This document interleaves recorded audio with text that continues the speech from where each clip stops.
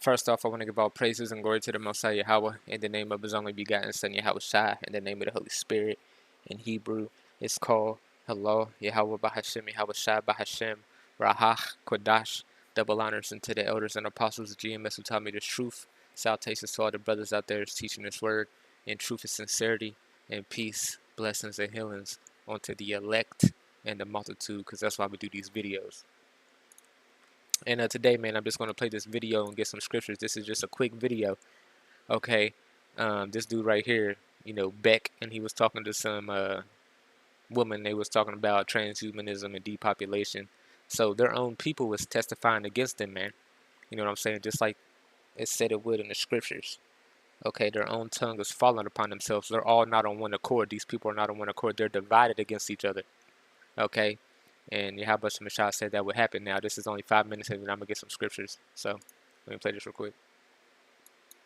You know, I first ran into you and your work. I don't remember where I saw you, but you were talking about transhumanism. Mm-hmm. And this is something that, again, I think I was talking about this in the 90s and saying... It's been going on a long time. A long time. Mm-hmm. And saying that this is what life is going to head towards, and it's not good, and we should probably have a conversation now.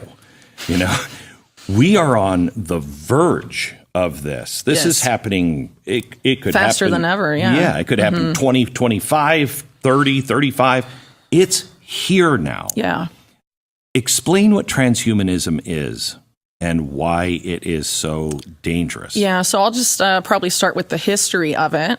So there was a man named Julian Huxley. He's the brother of the famous author Aldous Huxley. He was president of the British Eugenics Society. The United Nations is created after World War II. He is put in charge of UNESCO.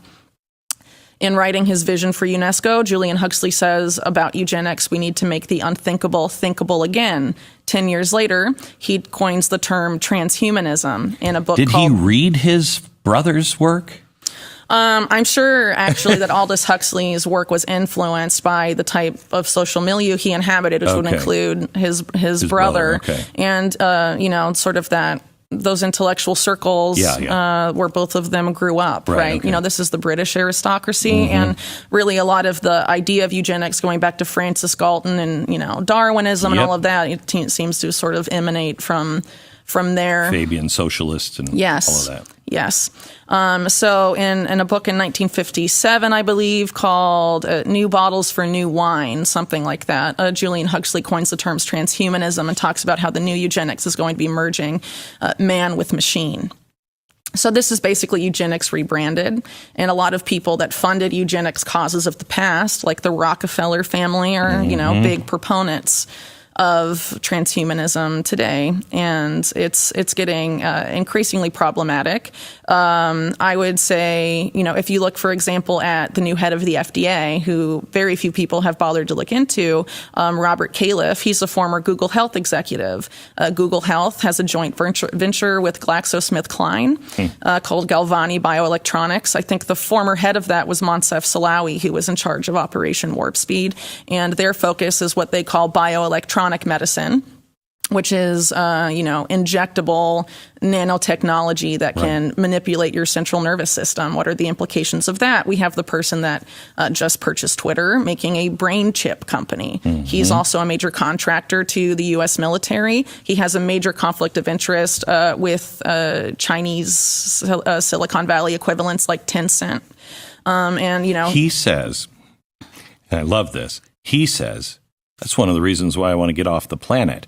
He says his work is to find a way to, compete against the transhumanistic, you know, folly. You don't believe that at all? I don't buy it, no. If you look at that company, they had animal trials. Many of the monkeys that was tested and died after the brain chip was put in.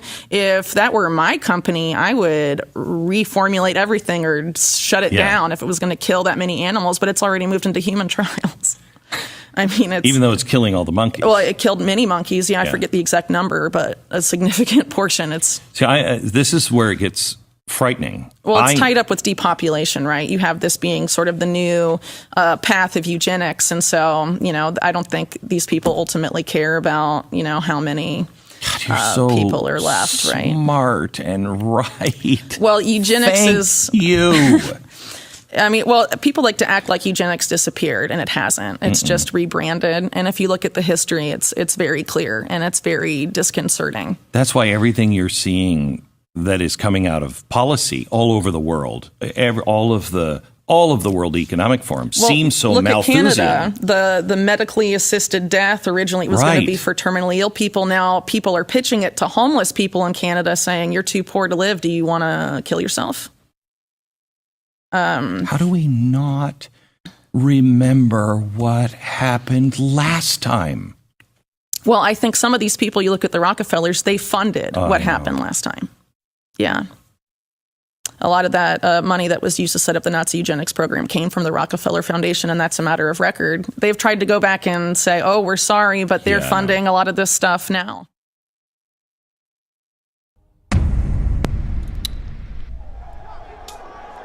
Boom. You know what I'm saying? So, their people is, cussing them out, man. Bringing it out to the people, man. Because they're wicked, man. When the Rothschilds, Rockefellers, Gettys, they all funded World War I, World War II. Rothschilds wrote the Balfour Declaration, then set up the Nazis. They funded them, just like they said the Rockefellers funded the Nazis. And then they got into Israel, which is they wanted to do all along. So they had to kill mad people to do it. But this is Habakkuk 2:16. Thou art filled with shame for glory. Drink thou also, and let thy foreskin be uncovered. The truth is being made manifest. The cup of YAHAWASHI's right hand shall be turned unto thee, and shameful spewing shall be on thy glory. So everything that these people have accomplished, shameful spewing is being said about everything they accomplished, saying it's wickedness, man. You know what I'm saying? This is Sirach 41:7. The children will complain of an ungodly father. Now this is what she's doing. She's complaining I've heard about her people being wicked. She's crying for an ungodly father, knowing her people are ungodly, man. It says, because thou shalt be a reproach for his sake, because they're going to pay for what these people have done. You know what I'm saying? The sins go into the children, man. You know what I'm saying? And we're just going to go to Isaiah 14 and read what's going to happen to these people, man. Now they complaining now when everything, they killed almost all the Israelites, enslaved the Israelites, the blacks, Latinos, the Native Americans. And they never thought of the latter end, what was going to happen. Okay, let me get that real quick. They just did everything willy-nilly. They never thought of, what you put in is what you're going to get out. You know what I'm saying? This is Isaiah 47:7. And thou said, I shall be a lady forever. That's what these so-called white people have done. They said that they was going to be that lady forever. You know what I'm saying? They was going to be the best forever. They never was going to fall. You know what I'm saying? So that thou didst not lay these things to heart. They didn't lay the latter things to heart, what was going to happen on the back end. They only care what happened on the front end. Just like the forefather Esau, he gave away his blessing because he didn't have patience. Okay? It says, neither didst remember the latter end of it. Okay? They never thought they was going to go down. Okay? Point blank period. They never did, man. Let me get this. This is Psalms 49:11. Their inward thought is that their house shall continue forever, and their dwelling places to all generations. They call their lands after their own names. Just like America, okay, that was Americanus. You can look that up, or Africanus. Vespucci and says Setcho, I think. You can look those names up. Okay, but they never thought they was going to go down, but they never thought of the latter end of their wickedness. Okay, so this is Isaiah 41. You can read up here. This is talking about the kingdom. The Lord had broken the staff of the wicked and the scepter of the rulers. The Lord is going to break the staff of the wicked, man. That shall take up his proverb against the king of Babylon and say, how have thy oppressed ceased? The golden city ceased. So YAHAWASHI is going to destroy these people, okay? He's going to take all their power away. But if you come down here, prepare slaughter for his children, for the iniquity of their fathers. So that's why this lady's complaining. Because they know that they're going to have to pay for what their fathers have done. You know what I'm saying? Just like the Israelites had to pay. Israel fell because of what Solomon did. Same thing's going to happen, man. Okay, to them. It's just going to be a whole, it's going to go back onto them double. Okay? For the iniquity of their fathers, that they do not rise nor possess the land nor fill the face of the world with cities. Okay, so Yahweh Shemashah is going to make them pay twofold, man. You know what I'm saying? But they're they're making their own tongue fall upon themselves. These people are divided against each other because they see the wickedness. Okay, and now their own people is trying to get rid of their backs and their own people up, trying to chip their own people. They want to conquer them too, man. Amalek is out of control. This is Psalm 64:8. So that shall make their own tongue to fall upon themselves. All that see them may flee away. So their own people is snitching on them, man. Hide me from the secret counsel of the wicked, from the insurrection of the workers of iniquity. You know, just by knowing that the Rockefellers funded the Nazis, that would have been secret, man. All that's being pushed to the forefront. We all know that they funded both sides, and in World War III, they're going to fund both sides. Okay? And we all know they're going to come after the Israelites because the Israelites are waking up in their bondage right now. And that's a big no-no to them. They got to keep them asleep to keep ruling, because if our people wake up, they go down. Okay? That's what the scriptures say. That's what Yahweh Shemashah said. We awaken, they fall. It's all in tandem. Okay? So they're doing all this stuff in secret. They encourage themselves in an evil manner. They communicate lay ensnares privily. They say, who shall see them? But Yahweh Shemashah is bringing them into the light. You know, you just got to think about it. Yahweh Shemashah used Kanye and Kyrie. We all know that they both sold out. But he used that to push forth to waking up more of our people. So now it's like an avalanche. You know, and the so-called white man is trying to stop this at every turn. But while he's trying to stop this, you got his own people snitching on him, man.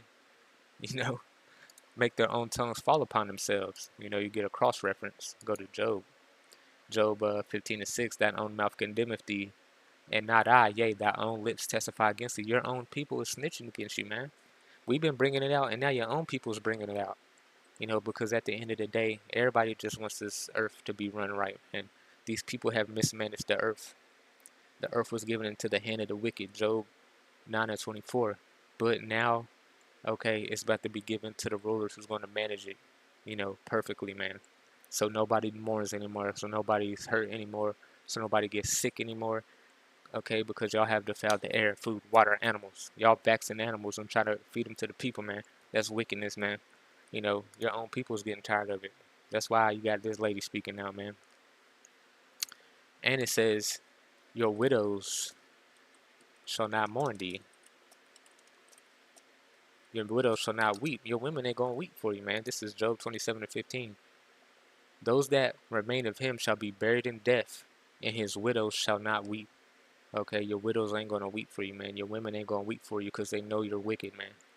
Okay, so double honors unto the elders and apostles of Jesus who taught me this truth, and call her Yahweh Shem Kakadash.